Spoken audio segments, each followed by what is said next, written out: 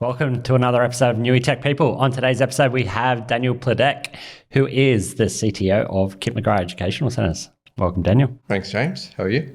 I'm very good. Mate, I think you're relatively new to the Newcastle scene. Yes.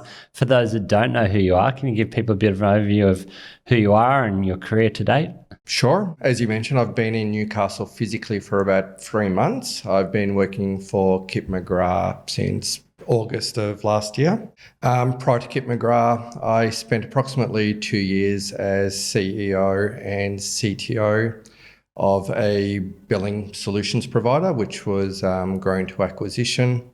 Prior to that, I spent approximately 18 years working for a range of mid-size and large organisations, and that included approximately 10 years in the US and Canada, working across most of the large insurers from both a software and infrastructure perspective. Nice. Also spent a bit of time in Silicon Valley as well with a couple of startups, but decided to move back to Australia approximately 10 years ago, and I've grown my career from there. Nice. I'm super interested in the US move. I'll dig into that in a second. But if you will it all the way back, what got you into technology to begin with? Funnily enough, I started studying microbiology at university. Really enjoyed the maths and sciences. However, noticed there were no real jobs in Australia, and especially back then, the only real jobs are available overseas. When I started looking at other areas where I can apply the maths and science skill set, technology stood out. So roughly halfway through my second year, I changed my majors from microbiology to IT and finished off my degree with the IT focused, and then went on to honours in IT. Nice. Out of university, where did that take you for first job out? First job out was as a DBA for Aon. Absolutely hated the role. I just could not stand sitting at a desk all day looking at code and understand why figures were off by 0.0001 somewhere in a database. So I did that for about a year, and then moved into a professional services role with EDS, where I was able to work on a much broader range of technologies. Nice. Did that role also have any customer-facing element to it? It was customer-facing, so I was based on customer side. Initially at Colonial Bank, helped with the technology merger when they were acquired by Commonwealth Bank. Through that contract, I was offered a full-time role with EDS, and that took me to Ericsson, General Motors, Commonwealth Bank, and then overseas, where I worked on Xerox transformation in Canada, which ended back to General Motors in Canada, and then roles across the US. All right, I'm going to go into that US bit in one sec, but you just made mention something there. That purely technical role, moving into a role that's got a customer-facing element to it, my gut feel is the people I talk to that get those higher level positions up into the C-level or management and then C-level positions in technology have that really strong people element and that communication part to what they do as opposed to being purely technical. Do you think exposure to that in an early role for you helped in that growth? I think you need to have a breadth of skills. Having the customer-facing skill set does help with the growth, because it does teach you how to deal with different stakeholders and how to communicate with non-technical people. I found, coming as an introvert and from a technical role, the ability to listen and understand helped a lot, especially in customer-facing experiences. So I found even in my early roles, I'd inherit the problem customers because I'd sit and try to understand what their actual problem is and work through that problem with them, and that would normally turn them around. So I think, technical or not doesn't matter so much. It's being able to understand what is that problem you're trying to fix, and then leverage what you have available to you as far as skills, experience, other people to be able to resolve that issue.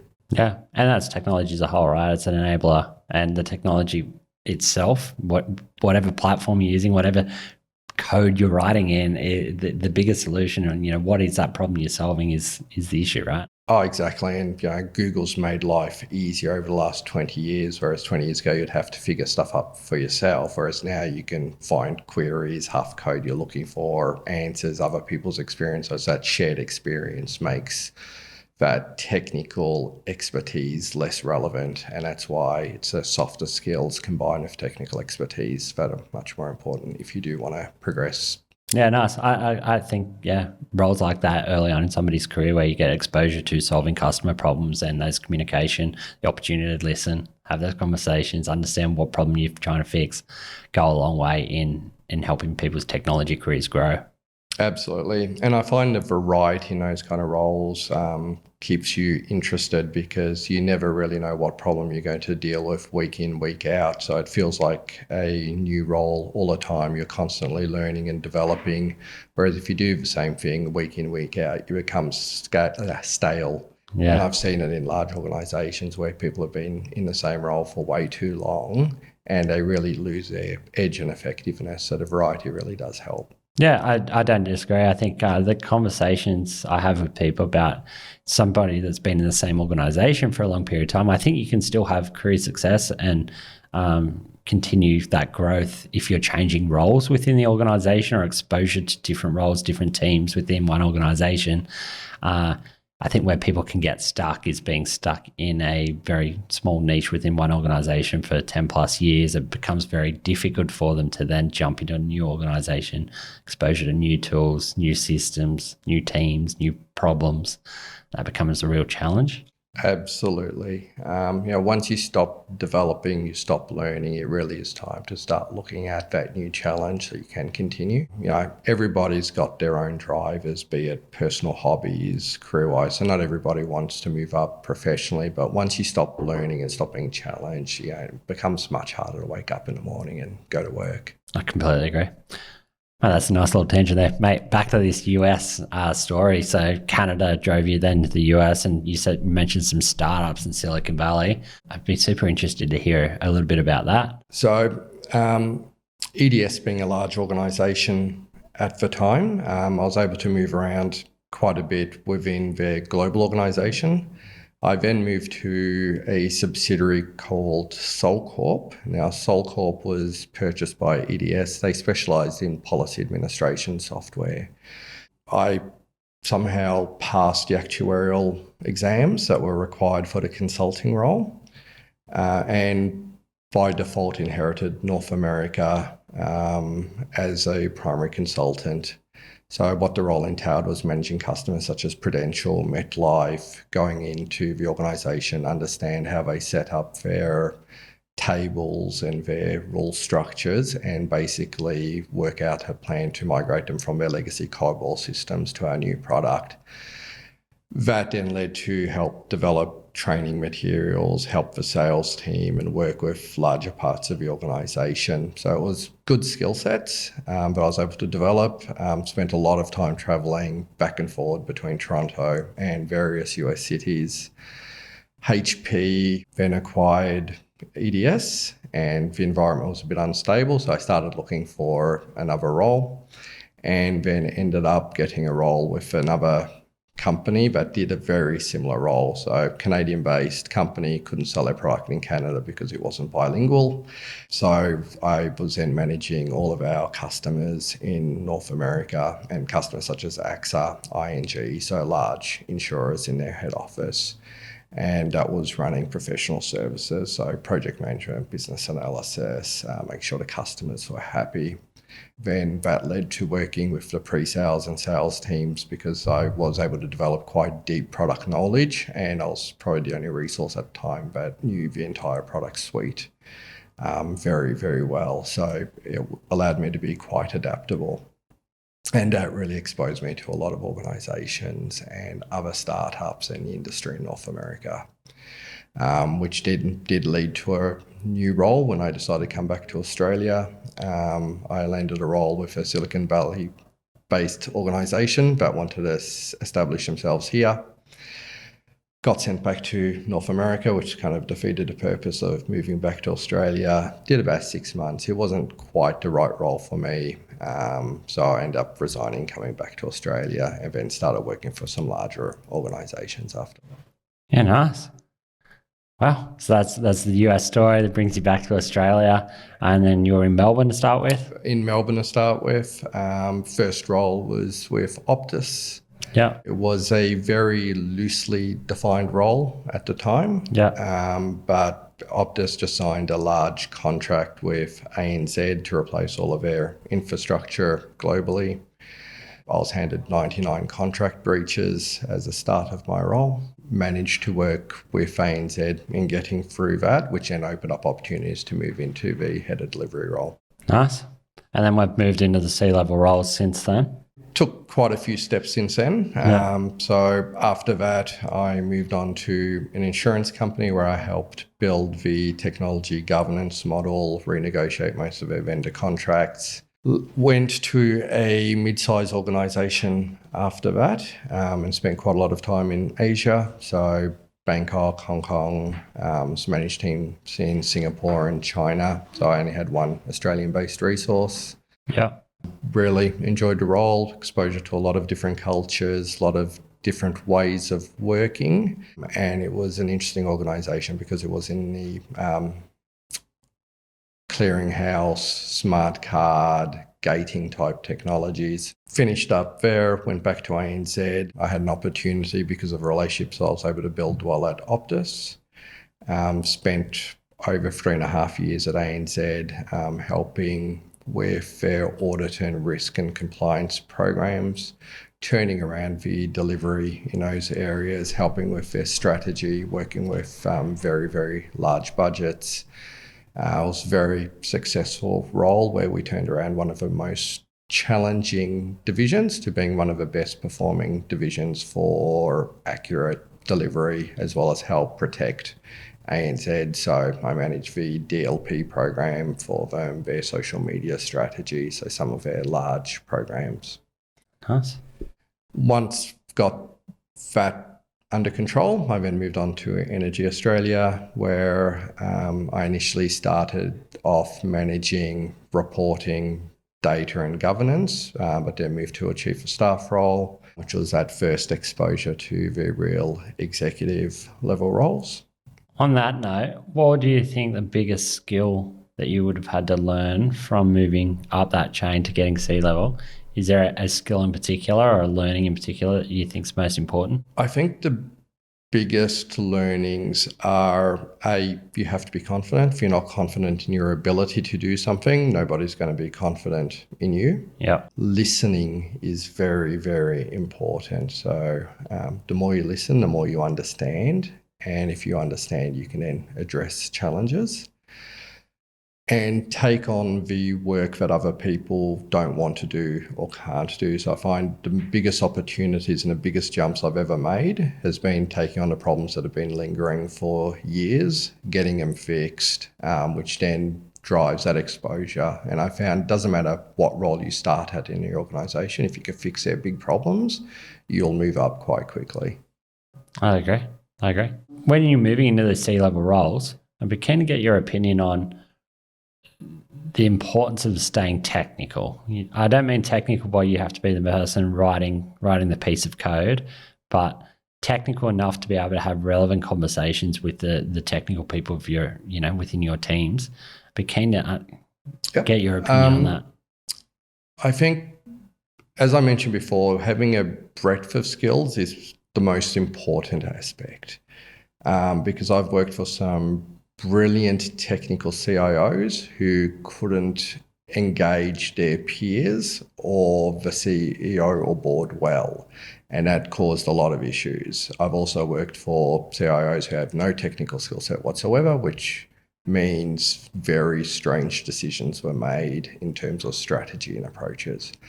But having that technical aptitude, technical understanding where the market is going, and still being able to have the technical discussions with your own teams whilst being able to translate that into business terms for the business is absolutely critical.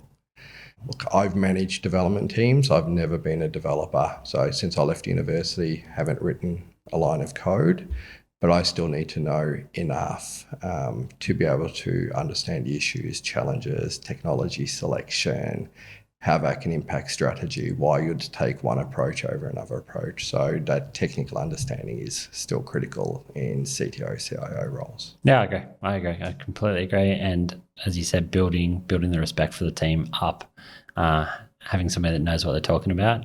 Again, don't have to be the person writing the code, but need to understand, why we're using particular technologies.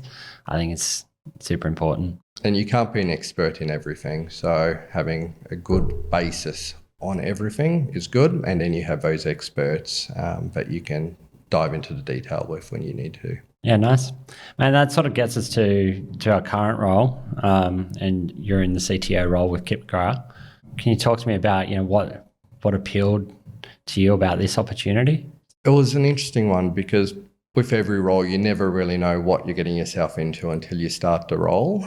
The education industry is one that's always fascinated me because everybody learns differently, and education really is the key for people to do well, regardless of if you want to go to university or want to do a trade, but understanding and having that solid basics will help you longer term.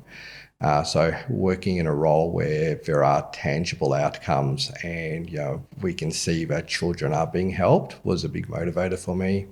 My previous role was issuing electricity bills to people. Nobody likes to get an electricity bill. Accuracy is important, but no one wants to see it. Yeah. So a role where I can see those tangible outcomes was very attractive. I also read a lot last 5 years of ASX releases, so I had a broad understanding of where the strategy was going and I could relate to the strategy. So the role's quite appealing from where the organisation wanted to go. And I think that education space, COVID affected a lot of industries, education being one of them. I know that the business model originally was built around a lot of face-to-face education, and COVID obviously affected that. How do you think, I guess, the technology's influenced the change to date, like right in the middle of the COVID or a little bit post-COVID now? How do you think that journey and going forward, that technology, potential of online learning is going to affect Kip McGrath as a whole, the business model, So Kip McGrath was very insightful in they were already building the online platform prior to COVID. So when COVID did hit, there was the online platform available. So the impacts were not as deep as other industries. Mm-hmm. Moving forward, the online learning, face-to-face, apps, there's a whole range of opportunities. It's really about understanding what the customer wants, how they learn, what do they need, and then being able to cater to their need. So I think COVID was one thing. There's always going to be a place for face-to-face. There'll always be a place for online, and there will be other methods and mechanisms moving forward. So it's really understanding how best to help the kids learn and provide it in a way where they can access it and making it as accessible as possible. Yeah, cool. I think we had a chat with Anthony, the CTO of the university, on the podcast quite a while ago now, and we're talking to him about education, not at children level, but obviously at university level, and how hybrid approaches might be the way of the future, where it might be not a full university degree, but a university degree with added smaller courses, some part delivered online, some part delivered face-to-face, and that sort of hybrid approach or tailored approach to the individual. So it sounds like you're taking that same approach at a child level, right? Absolutely. It's at the end of the day, it's about getting the best outcomes for the student. Everybody interacts and learns very differently, and you need to be able to cater for as many of those people as possible. And even university is a great example. Back when I was at uni, if I missed a class, I'd have to go find a friend who actually made it to the lecture, get their notes and try to catch up. When I went to university in Canada, it was a bit better because the lecturers wrote the book. So you read the book, you didn't really have to turn up to class. Whereas now you can do it online, you can do catch up, you can watch videos, you can go to campus if you want to, you don't have to. So those options make it much easier for people to learn, and that's what we're trying to capture. Mate, while we're on the topic of education, education I think is an interesting topic for technology professionals. What used to be common and on every job advertisement was must-have degree is changing and evolving. Education obviously has a place in society, and university is a big part of that. I guess let's start with your experience. You've obviously done a couple of degrees now and gone back and then done different smaller courses as well to continue your education. I'd be keen to get your opinion on the value let's start with the value for university for your career. Look, value of university is a funny one. It's very valuable for that checkbox where people require a degree. As you mentioned, it's less important these days, but a lot of roles still want you to have that little checkbox. Yeah, I've seen roles where they want the master's checkbox. It doesn't necessarily mean you're going to get the best candidate. It's just somebody who's had the time to do a master's degree. Personally, I really don't care if somebody's learnt themselves, they've done a degree, they haven't had time to have a degree. It's really about, can you get the outcomes, and are you good at what you do, and do you have the right attitude to learn and continue to develop yourself and move forward. So I think it's good that it's becoming less important as a requirement, but I think until the entire business world changes their mindset, there are still roles where it will be limiting if you don't have a degree, regardless of what that degree is. Yeah, cool. You must have seen, I'm assuming, I'm making an assumption here, but you must have seen some value in it to obviously go back. I know you've done smaller courses with Charles Sturt University and also Harvard. Can you talk to me about, I guess, why you did that and then the value you got from that? I do the short courses because they address a specific interest or a specific need. So if there's an area I do want to delve a little bit deeper into, the short courses are a good way to just go in and brush up that skill set. I also like looking at a lot of the certification streams because what it does, it gives you a good insight into industry best practice, standards, what other people are doing. So I don't see it as necessary. I think what you do in the workplace is much more important. The experience you gather from real world experience is more important. But it's also valuable to be conscious of what the industry is doing. And if you go to a course and learn one thing, you've got your value for money out of that course. So it's just about staying relevant and understanding the trends. The problem with courses and the problem with degrees are they're designed for what to do in perfect world situations, and no company works in a perfect world situation. So the formal education aligned with an ability to use common sense, adapt, adjust, change tact and approach when needed will get you the right outcome. So it's a tool along with your other skill sets. Yeah, I think one thing that's come up on the podcast in previous conversations is university teaching the ability to learn. And you made mention of it before, people coming into a role and being able to learn on the role and being able to adapt. Have you found that as a beneficial part to your education? Look, I still remember when I started my first job, I had that oh shit moment because nothing that I learnt in university was applicable to that job at all. And I had no on-the-job training. I got handed a 1,000-page book and say, here it is, go for it. Which is probably not the best induction process either. But I believe over time, universities and formal education providers have understood that they need to work with industry better, and that may have changed.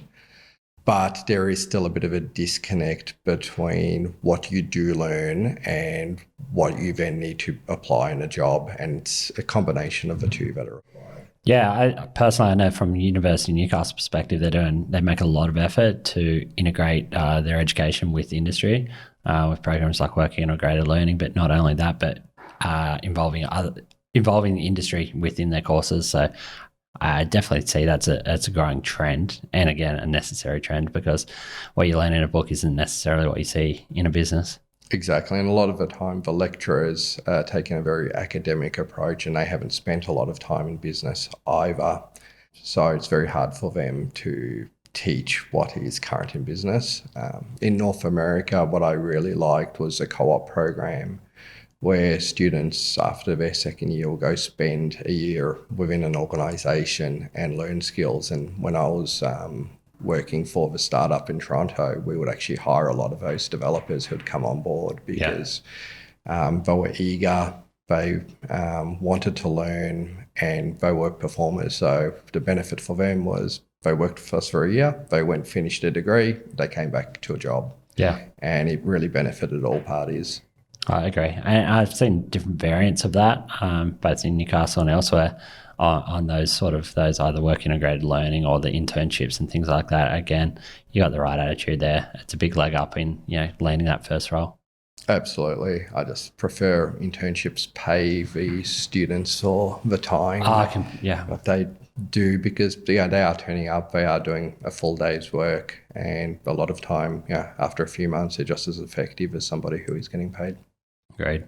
Mate, outside of formal education, is there any other forms of education either you've personally done or seen successful? Absolutely. I spend a lot of time on YouTube and Google, not watching gaming videos, but actually looking at topics. So you do learn from other people, other people's experiences, etc. So it's always a good, valuable resource if you're curious about something, want to learn about a technology, you've got a strategy in mind, but you want to validate it. It's always valuable to spend a part of your time looking at the market, looking at what other people are doing, looking at what people are saying, and just keep that research going.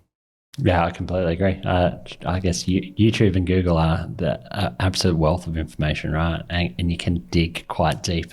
You can get down a rabbit hole, really. Oh, absolutely. And you can probably do a certification these days just by watching YouTube videos. You'll pick up enough knowledge, enough pointers of then where to look when you do want to research it. But the providers of those formal education need to get better, because there's a lot of free, valuable information out there.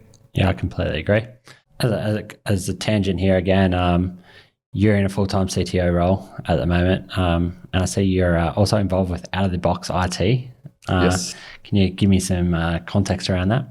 Out of a Box was a startup about 2 years ago focusing on cybersecurity, more specifically around the advisory and audit remediation portion of it.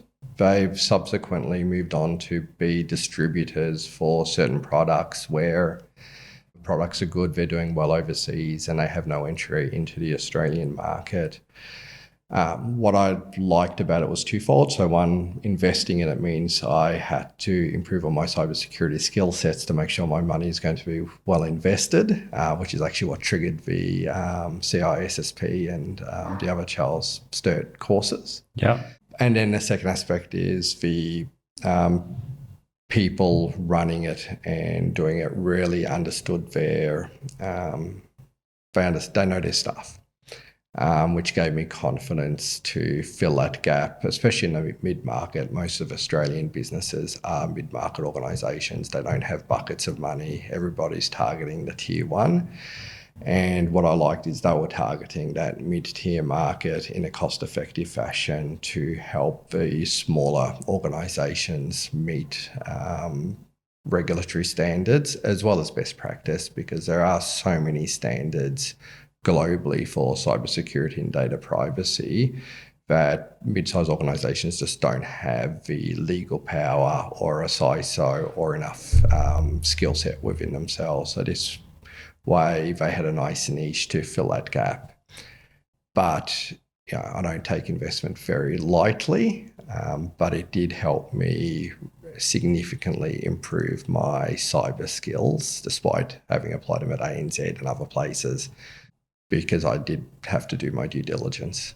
Nice. I guess that sort of brings me to another topic, which I talk about with a lot of tech professionals is a side project or a side hustle outside of your day-to-day work, and the value that can bring back to your core role. So obviously you're CTO by day and by night, and I guess the role probably doesn't stop, right? But you having a side interest from that security perspective and involvement there definitely would help your role at Kip McGrath, right? Absolutely. So by looking at the side hustle and understanding what best practice is, not just in Australia, but absolutely globally, I'll then able to use those same concepts and principles at Kip McGrath and understand, based on our organisational risk and strategy, what is that right size standard, and then also help Kip McGrath develop those policies, procedures and practices without necessarily relying on somebody else, because I was able to gain the experience on this side. So although I'm not actively involved in doing any work, I still make sure that the people who are doing everything to best practice. So it does help me quite a bit in my day-to-day role. Is it something you'd recommend for I guess, tech professionals throughout their career to have something or to stay, I guess, technical or have a hustle? Or Look, it's not about a hustle or technical. I think the more you can learn and the more experience you have, the more valuable you become for an organisation.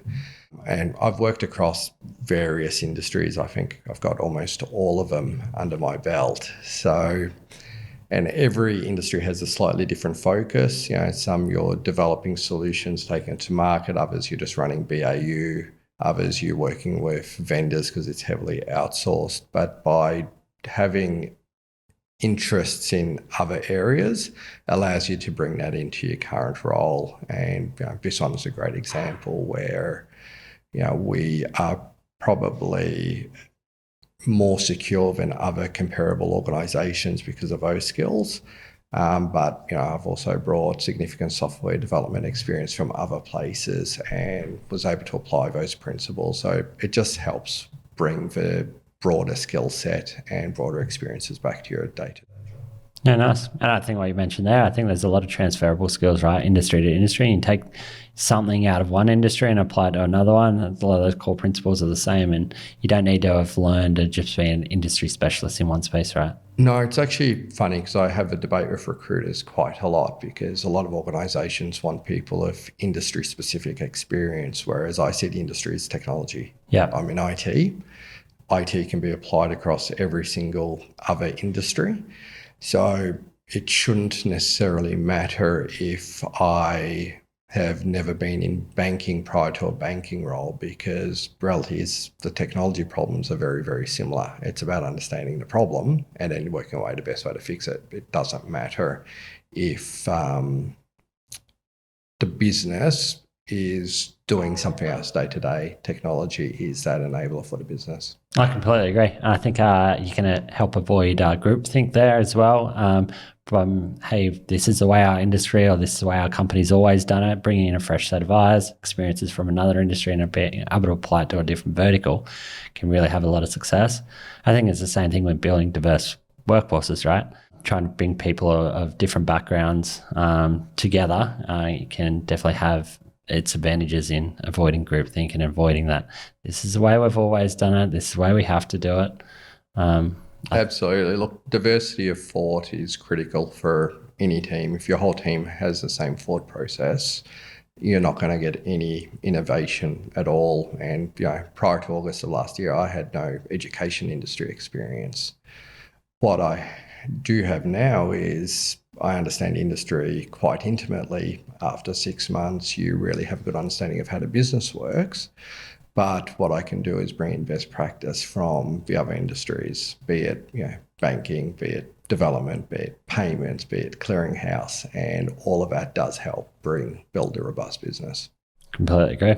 Now you are up in Newcastle, and then COVID's affected this. What have you learned about the Newcastle technology scene today? Do you have any opinions on?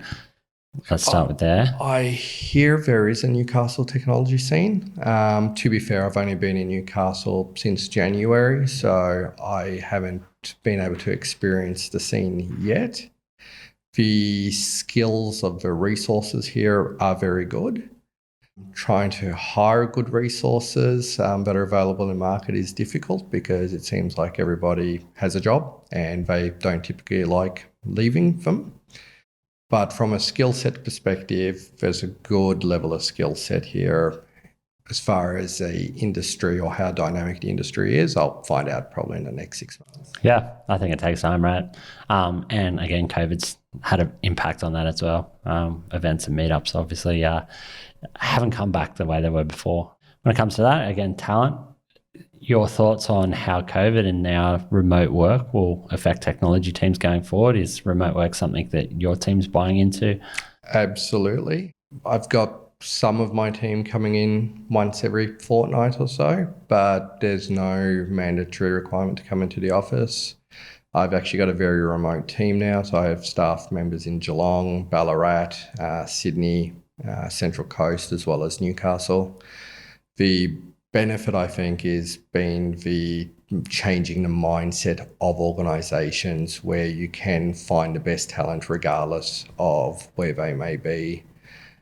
And some people love coming into the office. Other people prefer to work remotely. People have family obligations. So as long as you focus on the outcomes, I really don't care if somebody's on the beach drinking a pina colada, as long as the outcomes are met. Yeah. I'm a big supporter of the remote working, but personally, I like going into the office. Yeah, I think we're still figuring that out and learning, right? People that have gone fully remote are enjoying it, some of them, and some of them are wishing for that more face-to-face and more of a hybrid approach. So I think it's an evolving space as people sort of figure out what works for them.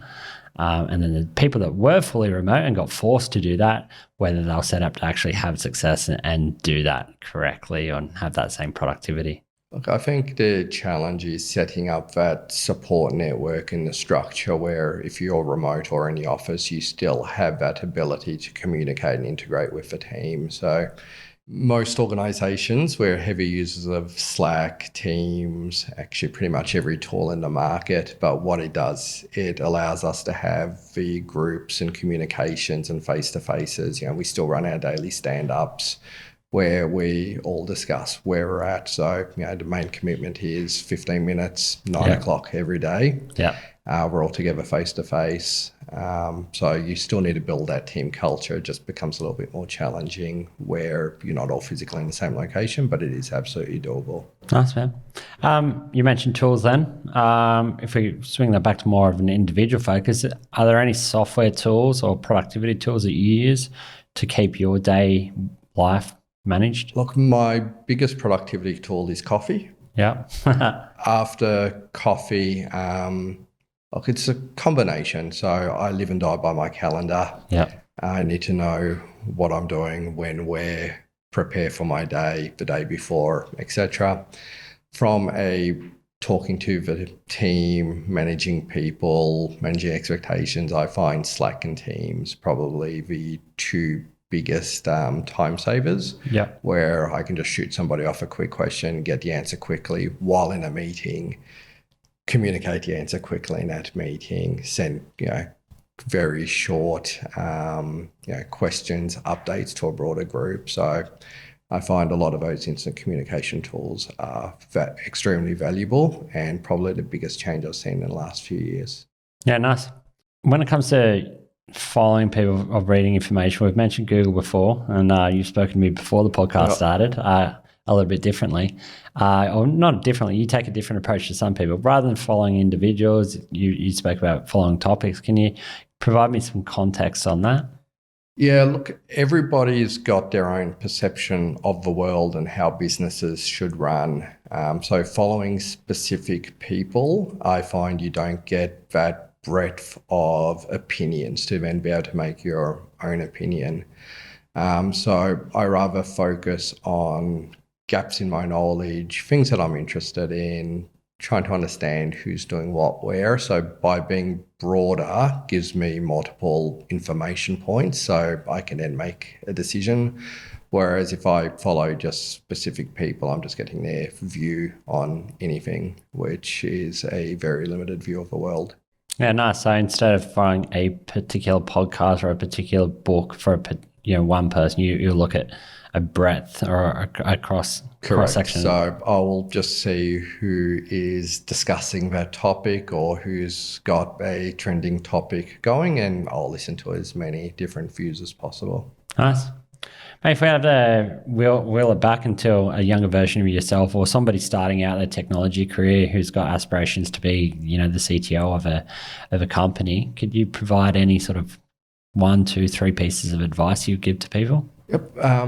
Yes, don't listen to others. So especially early on, I was silly enough to tell people I did want to be a CTO, and they're like, oh, there's hardly any roles, you'll never do it. So first thing is just ignore all of the negative people. The second bit of advice is you really do need to have confidence in yourself and take a risk-based approach to everything. So don't be afraid to fail, just chip away at issues and keep moving forward. And probably the third biggest advice is just make a decision. If you make a decision, you can then respond to that decision and it'll keep you moving forward. If you're too afraid to ask questions, ask for clarifications, too afraid to understand what you're trying to achieve, you're never going to get there. And I've sat in meetings where a project manager is giving an update. Somebody asks a very simple question. They can't answer the question because they haven't been confident enough to ask their teams those questions to understand where they're going. So you can't get an outcome if you don't actually understand why you're trying to achieve that outcome and how you're going to get there. So there's no such thing as a stupid question. Just keep asking, and that way you'll be confident in what you need to do next. Nice. If somebody was keen to ask you a question on that note, is there an easy way that they can get in contact with you? Is it? LinkedIn's always the easiest way. It's the one advantage of having a unique surname. Yeah. There ironically is another Daniel Pludek in the world, but he's not in IT, so pretty easy to find. Nice, mate. I appreciate your time today. Thank you very much for coming on the podcast. Thanks, James. Cheers.